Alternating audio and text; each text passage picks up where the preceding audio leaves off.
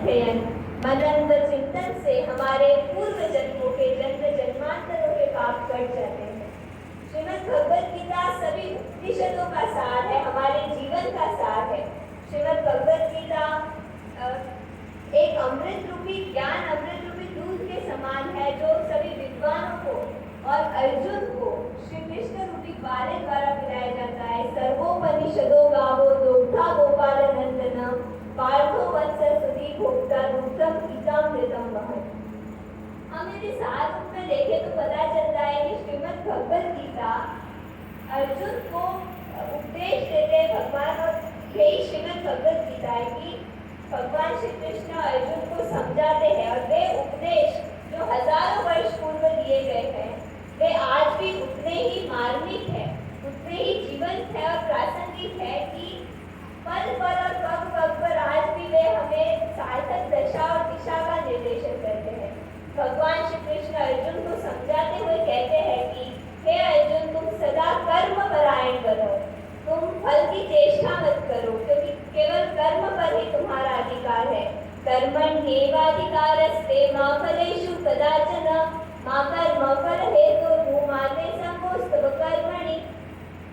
जो व्यक्ति सुख दुख की चिंता से, जय पराजय की चिंता से ऊपर उठकर, सभी कामनाओं को छोड़कर, सभी वासनाओं का त्याग कर रहता है, आत्मा और परमात्मा का चिंतन करके संतुष्ट रहता है, वह स्थिर प्रज्ञ कहलाता है।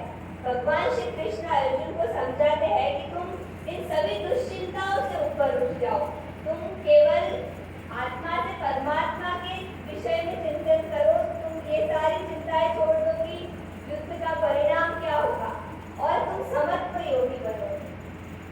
प्रजहाति यदा कामान् सर्वान् पार्थ मनोगतान् आत्मन्येवात्मना तुष्टः स्थितप्रज्ञस्तदोच्यते।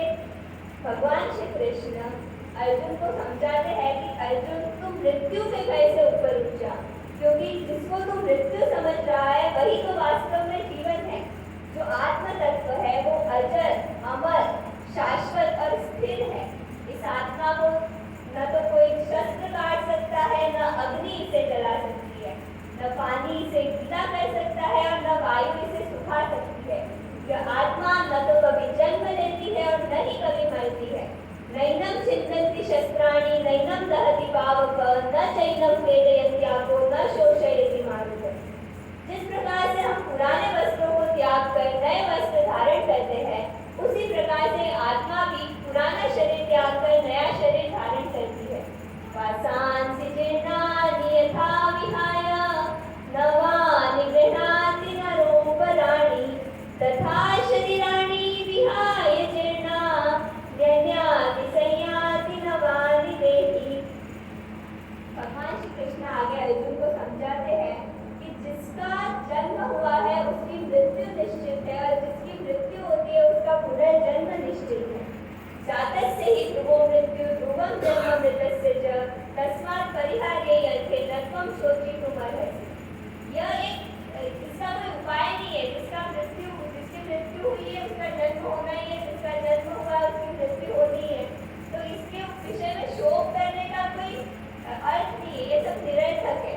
और इसलिए भगवान श्री कृष्ण बताते हैं कि जिस प्रकार से हम एक नदी में से अगर एक मटका पानी निकाल ले तो हमें लगता है कि मटके का जल और नदी का जल अलग है, किंतु असल में ऐसा होता नहीं है। अगर वो मटके को फोड़ दिया जाए तो वापस से मटके का जल नदी के जल में मिल जाएगा।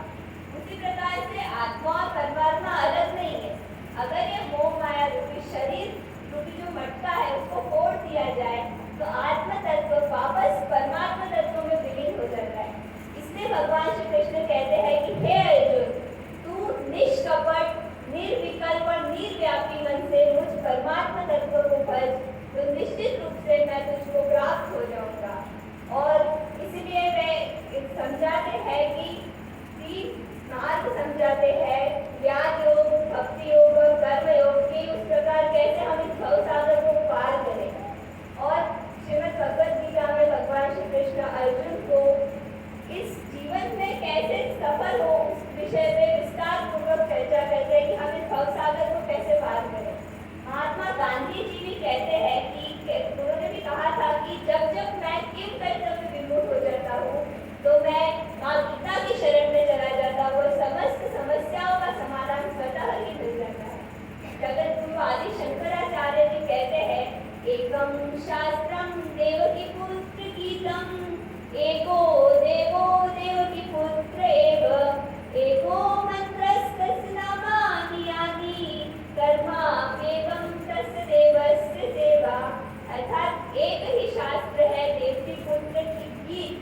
अर्थात श्रीमद् भगवद गीता, एक ही देव है, देव के पुत्र भगवान श्री कृष्ण, एक ही मंत्र है, उनके सभी नाम और एक ही कर्म है, देव के पुत्र की सेवा। अतः आप सभी से निवेदन है कि आइए हम सब मिलकर माँ गीता की शरण में जाएं और हमारे जीवन को सफल बनाएं। इस जीवन की सारी उहापोह को खत्म कर हम शांतिपूर्वक जीवन जिए, क्योंकि यत्र योगेश्वरः कृष्ण यत्र पार्थो धनुर्धरः तत्र श्री विजयो भूति युवा नित्य। धन्यवाद। जय माँ गीता, जय तु भारतम, जय तु संस्कृत।